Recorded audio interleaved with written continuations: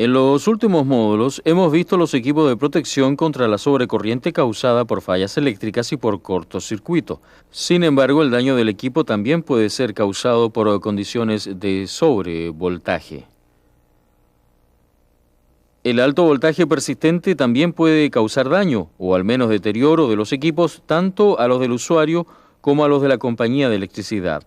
Alto voltaje severo pueden causar ruptura del aislamiento con posibles consecuencias de descargas en la superficie de los aisladores, arcos y fuego. Aún con sobrevoltaje moderado se presentará desgaste del aislamiento y traerá una reducción en la vida útil del equipo. En este módulo veremos las causas del sobrevoltaje y los dispositivos de protección que son instalados para controlarlo. En sistema de distribución, los daños por sobrevoltaje pueden ser causados por cualquiera de los siguientes factores bajo condiciones particulares de operación: conmutación de condensadores, ferrorresonancia, operación de fusibles limitadores de corriente, contacto físico con líneas de alto voltaje, rayos y mal funcionamiento de equipos tales como reguladores de voltaje o cambiadores de derivación. Veamos primero la conmutación de condensadores. En este ejemplo, un condensador es conectado a los terminales del usuario para proveer corrección del factor de potencia. Por simplicidad, mostraremos solamente una fase. Con el fin de sacar el condensador de servicio, simplemente abrimos el conmutador, el cual puede ser un interruptor o un conmutador de corte de carga. Pero recuerde, en un circuito capacitivo como este, la corriente está adelantando al voltaje en casi 90 grados, como se muestra en la onda senoidal aquí. Supongamos que abrimos el conmutador en este punto en el tiempo. La interrupción real del flujo de corriente tendrá lugar aquí, que es donde la corriente pasa por el punto cero en su ciclo. Pero observe, cuando la corriente es cero, el voltaje está en su valor pico, y esta carga positiva permanece en el condensador desconectado y de hecho en el circuito aguas abajo del conmutador. En el contacto del conmutador aguas arriba, el voltaje continúa su ciclo senoidal desde la fuente, así que cuando alcanza el valor pico negativo, el voltaje a través de los contactos abiertos del conmutador es ahora 2 veces el valor pico, que es casi 3 veces el valor eficaz del voltaje. Este voltaje puede ser suficientemente alto para dañar el aislamiento del equipo y también puede causar un arco a través de los contactos del conmutador, generando así más daño. Otra fuente potencial de excesivo voltaje es un fenómeno conocido como ferrorresonancia. Esto puede ocurrir cuando condiciones anormales de operación traen una situación en la cual la inductancia y la capacitancia actúan en serie o paralelo para proveer un circuito resonante. La condición resonante tiene más posibilidad de ocurrir cuando la inductancia llega a ser no lineal, por ejemplo, debido a la saturación del núcleo de hierro, es decir, la ferrorresonancia. Aquí hay un posible ejemplo de esto. 3 cables independientes alimentan energía desde arriba de un distribuidor de alimentación hacia abajo hasta un transformador de pedestal. Como podemos ver aquí, el lado primario de alto voltaje del transformador está conectado en delta y el secundario en estrella, así que no hay conexión a tierra en el bobinado primario. Ahora, imagine que 2 de los fusibles en la parte de arriba del poste han explotado, quizás debido a una falla. Así, para todos los intentos y propósitos, el transformador está fuera de servicio. Pero observe, una de las fases está todavía conectada a la línea y podemos seguir una ruta para el flujo de corriente a través de los bobinados de las 2 fases y la capacitancia a tierra de los cables asociados. De hecho, la inductancia del bobinado de la fase está en serie con la capacitancia del cable. Usted recordará que este tipo de circuito puede presentar incrementos muy altos de voltajes a través de la inductancia y también a través de la capacitancia. Esto es porque los 2 voltajes están en oposición y la diferencia entre los 2 será igual al voltaje aplicado al circuito. Consecuentemente, el voltaje del bobinado y el voltaje del cable son probablemente de mucho mayor magnitud que el voltaje aplicado. Una forma para evitar este problema de ferrorresonancia es instalar transformadores en el lado primario que estén conectados en estrella y con el neutro aterrizado.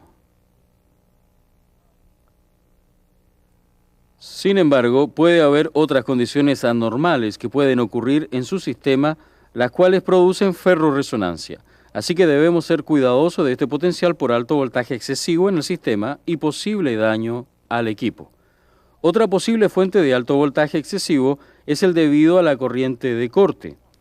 Esto se refiere a la interrupción del flujo de corriente en cualquier punto del ciclo alternado, a diferencia de la acción más común de, digamos, interruptores, los cuales esperan que el ciclo de la corriente pase por cero antes de extinguir el arco y efectuar la interrupción completa.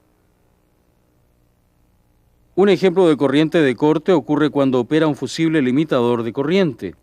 El fusible limitador de corriente tiene la capacidad de interrumpir el exceso de flujo de corrientes altas del orden de, digamos, 50.000 amperios, y por esta razón ellos son comúnmente llamados fusibles de alta capacidad de ruptura. Este tipo de fusible está diseñado para operar extremadamente rápido dentro de la primera décima del ciclo, que es antes que la corriente sinusoidal haya tenido tiempo para moverse lejos del punto cero. Con el fin de limitar la magnitud de corriente, este fusible inserta una resistencia alta en el camino del arco, causando un voltaje muy alto creado a través del arco con el potencial para dañar el equipo conectado. Otra condición anormal que puede dar lugar a un voltaje excesivo puede ser el caso de contactos accidentales con las líneas de alto voltaje. Por ejemplo, los alimentadores primarios a menudo corren debajo de los circuitos de subtransmisión, todos en el mismo poste. Si un conductor de alto voltaje se rompe y cae en el circuito primario, el incremento en el voltaje podría ser quizás varias veces el normal. Así podemos ver que hay un número de potenciales causas de voltajes excesivos en el sistema. Pero de lejos, la causa más común en sistemas de distribución primarios es la debida a rayos. Los sobrevoltajes debidos a rayos pueden ser bastante severos, a menudo exceden el 1.000.000 de voltios, aunque su duración es de solamente unos pocos microsegundos. Un rayo es realmente una fuente de corriente, la cual puede estar dentro de un rango de magnitud tan bajo como 200 amperios hasta uno tan alto como 250.000 amperios. La forma de onda que se muestra aquí representa la fuente de corriente que es usada por los fabricantes de equipos para propósitos de prueba. La corriente se incrementa a su valor máximo en solo 8 microsegundos, que son 8 millonésimas de segundo, y luego cae a la mitad de su valor dentro de los siguientes 50 microsegundos. Compare esto con la onda senoidal normal de 60 Hz, la cual llega a su pico en cerca de 4.000 microsegundos, que son 4 milisegundos. No todos los rayos tienen esta forma de onda. Algunos tienen aún mayores magnitudes y cortos periodos de duración. Pero la curva típica es adecuada para propósito de estudio y de diseño de equipos de protección. La gran magnitud de la corriente del rayo en sí misma es normalmente de tan corta duración que ésta no operará a los dispositivos de protección de sobrecorriente. Cuando un rayo realmente toca una línea de distribución, una gran magnitud de corriente viaja a través de los conductores de la línea buscando tierra. El paso de esta gran magnitud de corriente a través de la impedancia de la línea puede generar voltajes extremadamente altos. Por ejemplo, 30.000 amperios, pasando a través de una impedancia de 300 ohmios, puede producir una elevación de voltaje de 9 megavoltios. Voltajes de esta magnitud pueden causar la inmediata falla del aislamiento en los equipos del sistema conectados a la línea. Una alta magnitud de voltaje también puede causar una descarga en la porcelana de los aisladores de soporte de los conductores. Esta descarga crea un arco, el cual establece un camino de conducción a tierra.